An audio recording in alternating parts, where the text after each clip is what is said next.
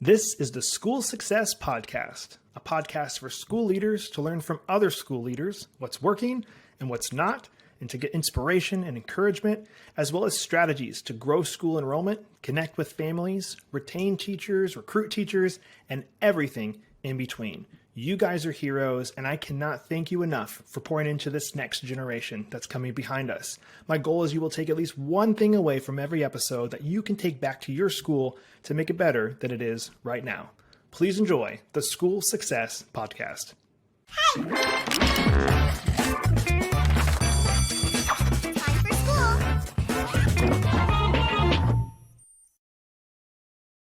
Hey, School Success Makers. Welcome to another edition of the School Success Podcast. I'm your host, Mitchell Slater. I'm joined by a new friend out of the great state of Minnesota, Katherine Schultz. She's the founder and CEO of Three-Dimensional Worldview Survey, as well as the associate headmaster at Schaefer Academy. She's doing some really cool stuff. I really love what she's doing with her survey, which we're going to dive into that on today's episode. But before we do that, we are going to highlight our amazing sponsors over at America's Christian Credit Union. This year, they're celebrating 65 years of service, and they provide essential school banking services and a sweet tuition financing program for schools looking to reduce their risk and administrative burden. So if you're a Christian school listening, and you have a hard time collecting all of the tuition that's owed to you, and maybe at the end of the year, you've only collected 95%, 98%, because some of the families haven't fully paid their tuition, you most definitely need to sign up for their tuition financing program. It doesn't cost your school anything. In fact, your families are the ones that get a tuition financing loan through the credit union.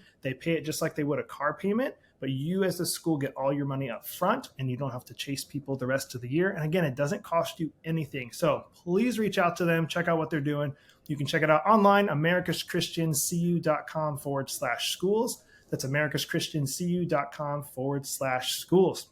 All right, as we jump into today's episode, I'm going to pass it off to Katherine to introduce herself. So Katherine, welcome to the podcast today. Thank you. Nice to be here. It's going to be fun. So real quick, I'm going to ask this question before we dive in. So you're living in Minnesota. I always ask the first question of, if I was to come visit your area of Minnesota, which you have to share about whereabouts that specifically is what would you say, Mitchell, you got to do this to have the full Minnesota experience where you are?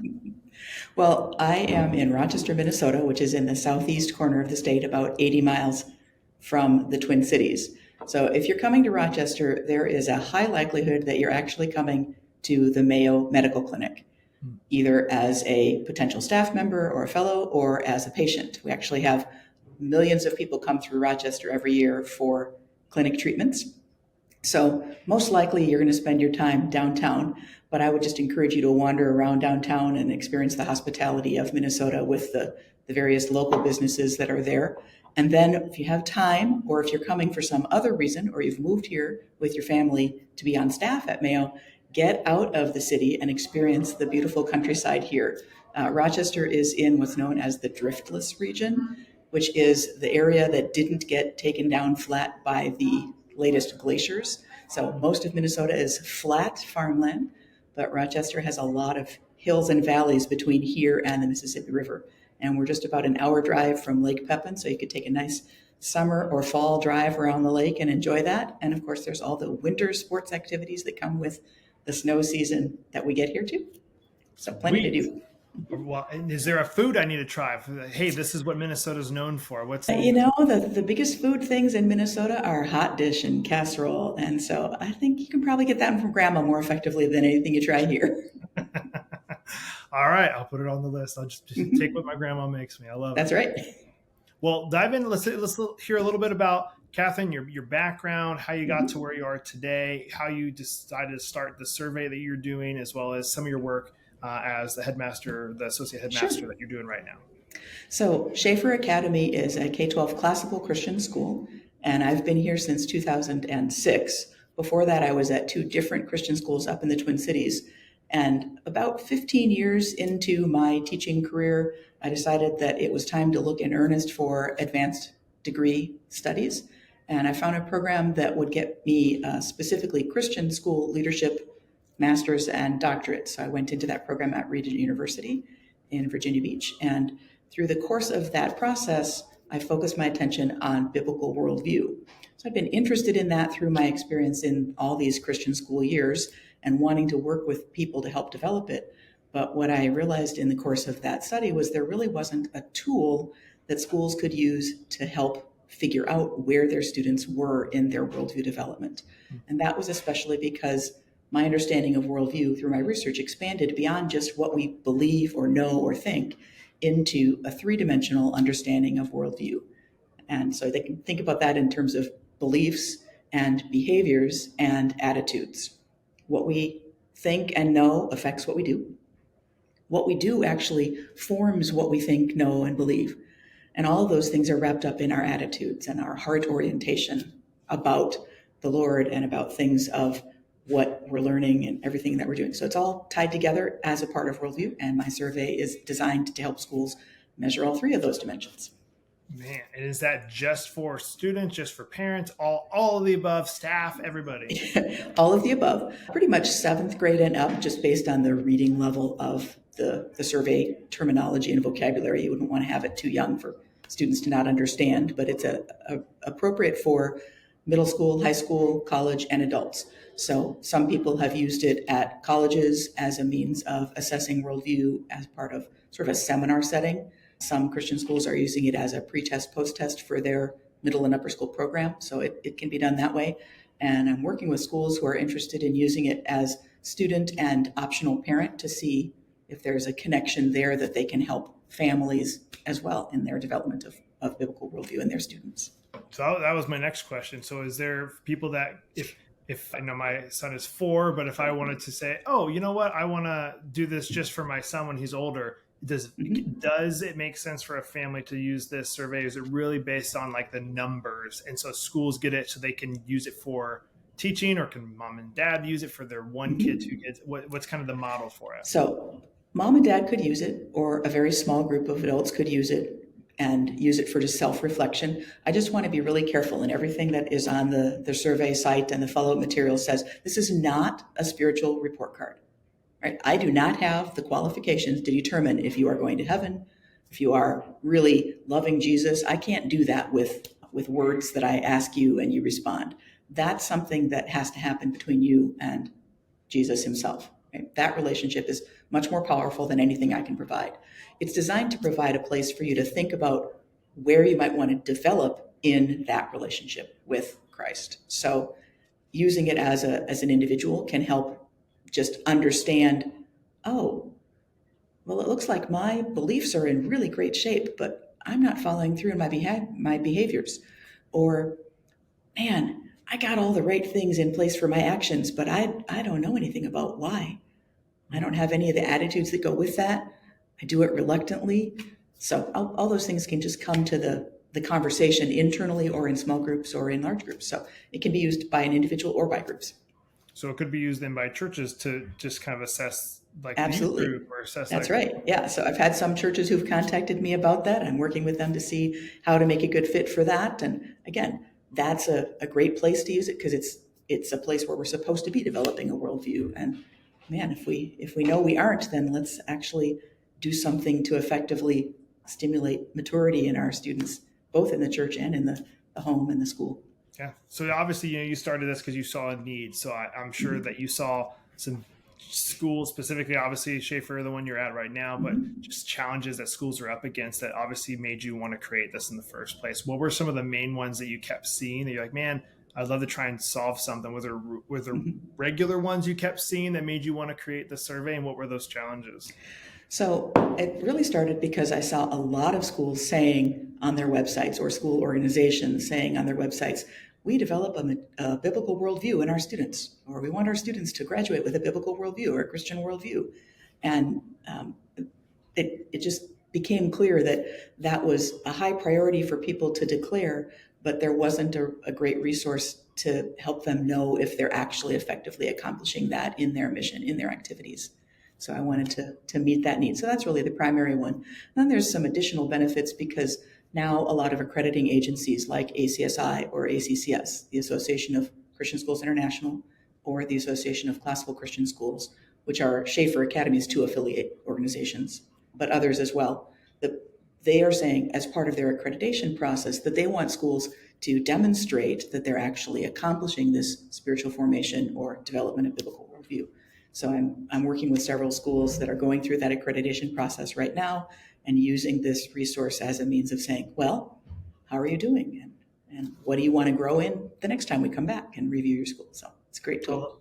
I love that type of stuff. I know there's lots of different tests out there, personality tests, love language tests, all these different things that people can do. And I love those things just to help you understand yourself better, to know, oh, if I don't know, how am I supposed to treat it? If I don't know, how am I supposed to, tell people? And so remember my wife and I we were doing premarital counseling before we got married. It was taking the love language. The test was the first ones to go, oh, that's how you feel loved. This is how I feel loved. And so I kind of relate this to, again, I know there's lots of them out there, but this one specifically to go, okay, this one's aiding to one specific thing that you can see, like, what is your worldview and how do you help make it better? Like, yeah, it's like great information, but it's also what do you do with that information? So when they finish this test, you give it to them. Is there like at the end going, here's the 3 things we recommend, read this book or work on this one more? Like, what's the next steps after somebody takes one? Hey, school success makers, just a really quick break to highlight one of our amazing sponsors, and that is ClassReach. Now, ClassReach supports schools of all sizes from application to graduation. Take charge of your school with ease, power, and mobility using ClassReach, the school management software administrators and teachers love using. You can get your free demo at classreach.com. That's classreach.com. They are amazing people, and they provide this amazing SIS software for you to keep track of your students' grades, communicating with families that are enrolled, and a whole bunch more. So again, check it all out on their website, classreach.com. They are awesome. All right, now back to the show. So presuming that you're doing this in a group setting, because most of your listeners are going to be in school settings, I'll speak to that primarily. The school would get individual reports for each student or teacher who completed it, and then also a group report that is a compilation of that. So the individual report is going to say which of the students' worldview areas is their highest and lowest, and give some suggestions and some next steps of, okay, if your highest is in beliefs, maybe you want to think about putting that into practice, or maybe you want to think about developing your attitude. If your lowest is in your doctrinal area, maybe you want to shore that up, and here would be just a good encouragement to do that. So it gives that an option to say, what would the individual benefit from paying attention to? Then the school is going to get a report that would allow them to not only look at the individual results, but to say, oh, as a school, it looks like our students overall have strengths in one of the areas and weakness in one of the areas. What could we do in our program to develop that? So my main focus is really in the assessment side of things. And I have partner organizations that I can work with, as well as just websites and books and resources that way that I suggest for people according to which of the areas they're wanting to focus on next, and help them to get connected with those resources and those people. Perfect. So you obviously have the challenges that we talked about. What are some of the things maybe you've seen going really good? And is there a correlation between what you've seen in schools that they're doing really well that comes out inside of this survey? Is there any correlation there? We're like, oh man, This is coming out, and then what do they do with that information that is really good? So the most exciting things I think are happening at 2 of the schools I work with. One is a university professor in Alberta, Canada, who works through this with a freshman worldview class. They do a little bit of instruction about halfway through the class. They take the survey, and then the students write a response reflection paper on a few of the questions that they had that were misaligned with a biblical worldview. And they're exploring, where did that come from, and what are the influences in their lives that are probably the reason for why they're misaligned, and what they want to do about it next. So I think it's really encouraging to see individual young adults saying, I really want to grow in my faith. I now know what I want to target, how I want to focus my attention, and to equip them then to take the next steps of that and be deliberate and intentional about that. I think a lot of attention in the church generally and in Christian schools, we want to bring people to faith. And this is a place where we can say to them, all right, you're in the faith now. Maybe you even grew up in the faith. Let's help you grow in your faith, to strengthen and become more mature in your faith, to love Jesus more deeply, to carry out what it is he wants you to do as an expression of that love, to be confident that you know the word and what the implications of the word are in a modern world. Awesome. Then the other school that I get excited about is a K-12 school in Florida that uses the survey as a exit survey from 8th grade and an exit survey from 12th grade.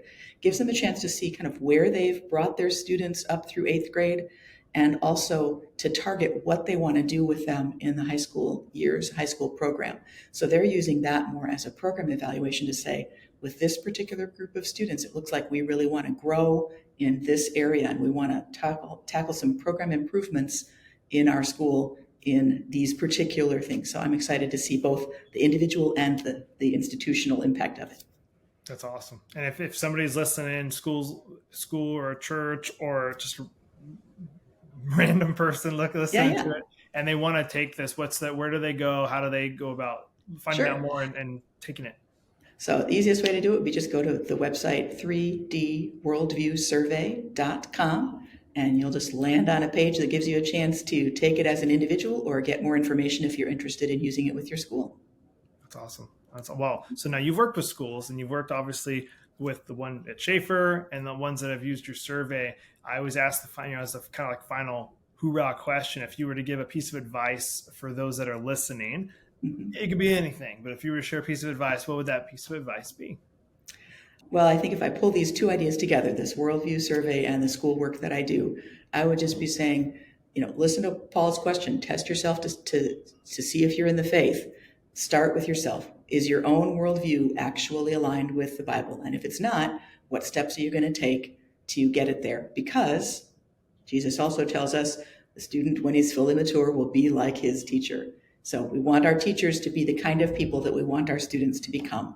Whether you're a school leader over teachers like I am, or a teacher over a classroom like my staff is, or a parent in a home, church youth leader, any of those things give you an opportunity to become the role model for others. We know that people listen to what we say and watch what we do. So we want to put that into practice so that in our own lives, we have the right direction for them to follow. So true. 100%. Well, Katherine, I love that you created this. I love that it's solving a problem that obviously people are having, and not only the problem, but they have the solution. Like, learn about yourself better, that you can take these things and make yourself better and learn more about yourself. So I encourage everybody who's listening, go check it out on her website, 3dworldviewsurvey.com, and go take the assessment and find out a little bit more about yourself. So Katherine, wishing you nothing but the best at Schaefer, as well as with your survey as you continue to grow it. And obviously here's a resource for you if there's anything I can do to help you out. But thanks for taking time out of your day today. Thank you. Well, another huge shout out and a thank you to Katherine for taking time and being on the podcast today. I love what she's doing over at Schaefer Academy, as well as her worldview survey that she's doing. And again, her plug for that website URL, guys, is 3dworldviewsurvey.com. You can go over there and take that assessment either individually or inquire about having your school, your small group, whatever it is, take that survey. It is really incredible what she's doing and what she's created. So go make sure to check that out. Now, some great ways to connect with us here at School Success, a few different ways. Please go to our website, schoolsuccessmakers.com. We have the School Success Report, top right corner currently, that you can sign up for our newsletter that comes out weekly. So click that button, put in your email, your name, let us know who you are. So that is there free of charge. We want you guys to get connected and get some great articles that we've created in the team. Something we want you guys to be able to get on a Monday at the beginning of the week, to have some different articles to read, see what's going on in the school world. We're also going to do some really cool giveaways and different highlights and things with the report. So please